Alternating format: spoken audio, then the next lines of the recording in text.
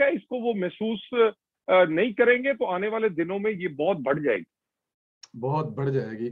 तो साहब आप बहुत दूर अंदेश हैं, आपने पहले पीपल्स पार्टी को पहचान लिया था, अब बिलावल ने बराह रास्त मुस्लिम लीग नून को तनकीद का हदफ बना लिया। बिलावल ने कहा कि रायवेंड का वजीर आजम सजा के बावजूद लंदन बैठा है, क्या कहेंगे इस पे सर आप?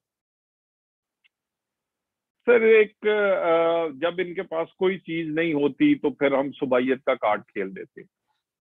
हमने तो भुट्टो की फांसी जो है उस पर तो हम आज भी खड़े हैं कि वो सिंध का वजीर आजम नहीं हम समझते, हम पाकिस्तान का उसको वजीर आजम समझते हैं और समझते हैं कि उसको वजीर आजम और अवामी लीडर होने की वजह से सजा दी गई है। सिर्फ इस वजह से सजा नहीं दी गई कि वो सिंध से बिलोंग करता था। बेनजीर भुट्टो के साथ जो हुआ वो इसलिए नहीं हुआ सिर्फ कि वो सिंध की बेटी थी, वो पाकिस्तान की वजीर आजम रही थी, वो पाकिस्तान की एक लीडर थी।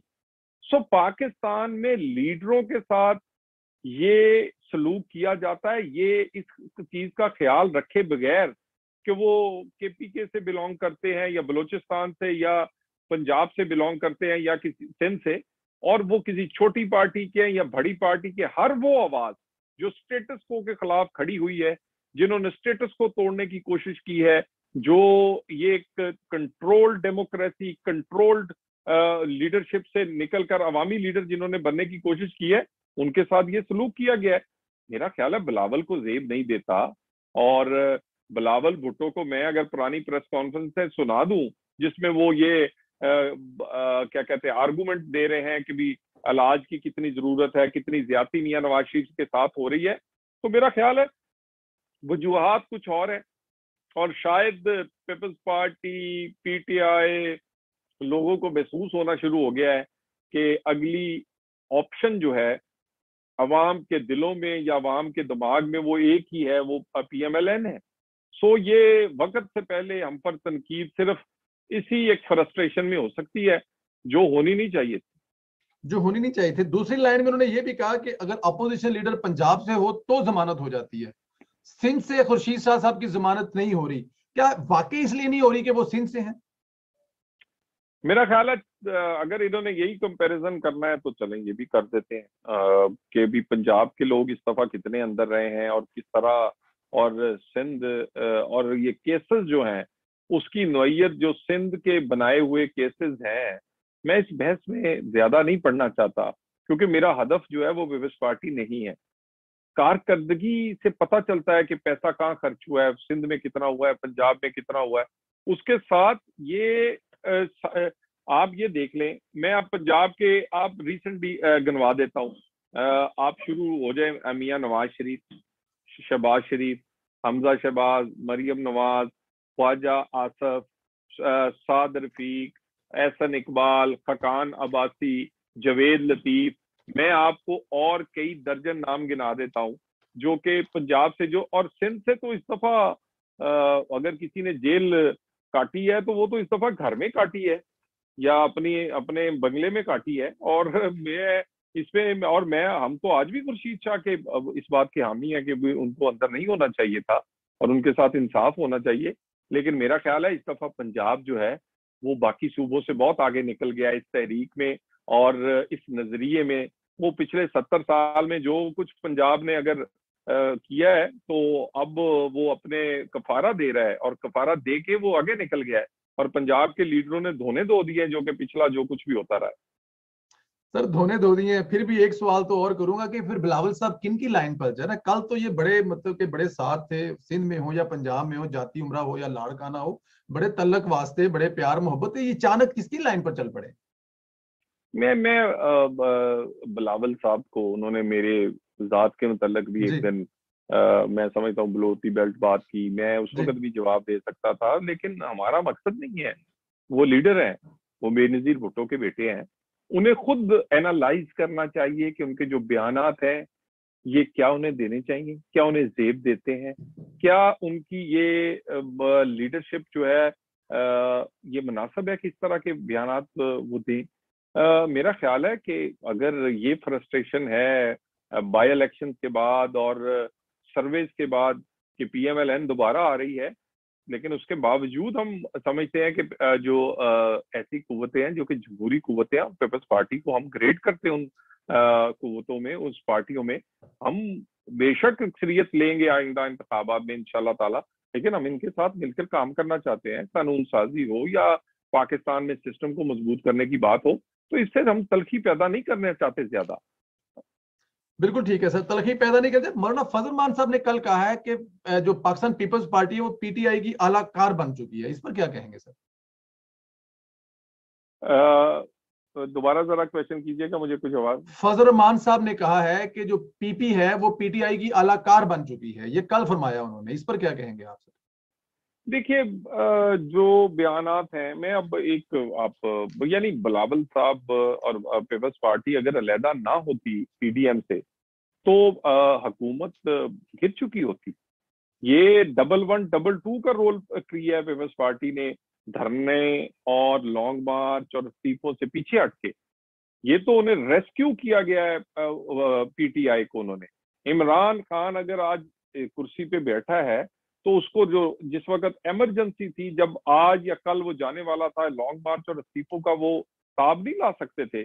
جس طرح ڈی اسٹیبلائز ہو چکا تھا یہ سارا سسٹم, جو کھوکھلا سسٹم ہے, بیڈ پرفارمنس, آئے بھی آپ غلط طریقے سے ہوں, لوگ بھی آپ کے ساتھ نہ ہوں, تو وہ اور ان کے ساتھ جو قوتیں کھڑی ہیں وہ بھی گھبراہٹ کا شکار تھی.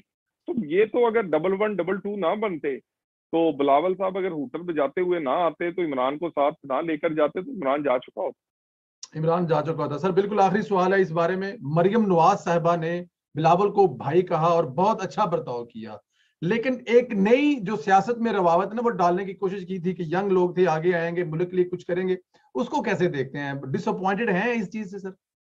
دیکھیں, ایک تو لیڈرز جو ہیں وہ کسی بھی پارٹی کے ہوں, انہیں کم از کم ہر پارٹی کی اپنی ایک ڈیسیجن میکنگ, اپنا اس کا کسی بھی بات پر وہ فیصلہ اپنا کر سکتی ہے پارٹی جو چاہے, مگر لیڈرز کو ان فیصلوں سے اوور اینڈ ابو ہونا چاہیے.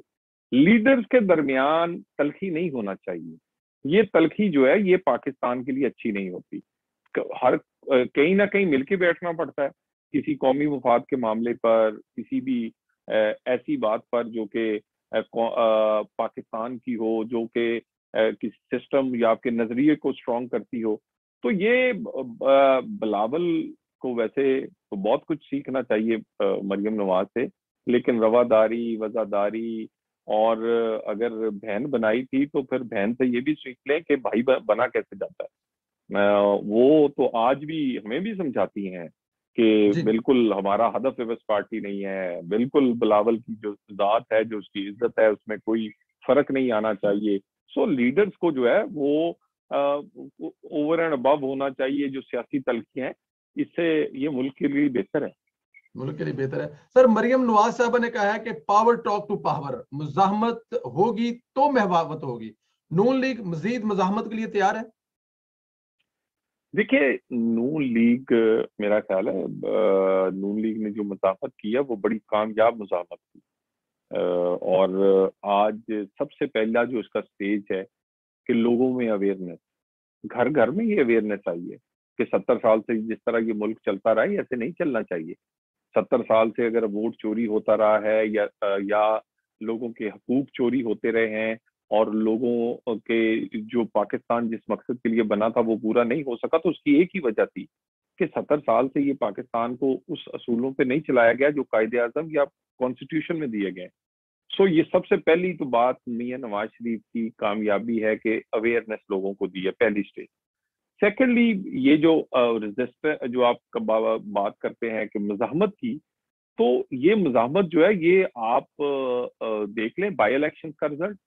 یعنی اس کے باوجود کہ قیادت نااہل ہے, اس کے باوجود کہ سختیاں ہیں, مشکل وقت ہے, ہر بائی الیکشن میں نواز شریف کو ووٹ پڑتا ہے. اور وہ دیکھ لیں, یہ کہ صرف پنجاب میں نہیں, سینٹرل پنجاب میں نہیں, کراچی کا رزلٹ دیکھ لیں, نوشہرہ کا رزلٹ دیکھ لیں. سو ہم سمجھتے ہیں کہ یہ گراس روٹ لیول تک, لوگوں کے دلوں تک, گلی محلے تک یہ نیریٹو اور بیانیہ جو ہے یہ اتر گیا ہے. اور ہم تو وہی کیری کریں گے کہ جو اس ملک کے لیے بہتر ہے, اور یہ اس طرح نہیں چل سکے گا. ہمیں اگر حکومت چاہیے ہوتی تو میں آپ سے بالکل یقین سے کہہ سکتا ہوں کہ پنجاب جو ہے وہ پچھلے 6-8 مہینے پہلے سے وہاں ہماری حکومت بن چکی ہوتی، اور یہ کوئی سنی سنائی بات نہیں ہے، جو لوگ جانتے ہیں وہ جانتے ہیں۔ ہم نے تو ایسی کوئی دعوت قبول نہیں کی جس میں ہمارا اصول اور ہمارا نظریہ افیکٹ ہو، اور نہ ہی یہ صرف حکومت کے لیے یہ ساری کاوش ہے۔ بالکل مزاحمت اس وقت تک جاری رہے گی جب تک کہ جن لوگوں نے پاکستان کے لوگوں کے حقوق جو ہیں، جو ان کی روٹی اور روزگار جس کی وجہ سے چھینا ہوا ہے، وہ واپس نہیں ملتا۔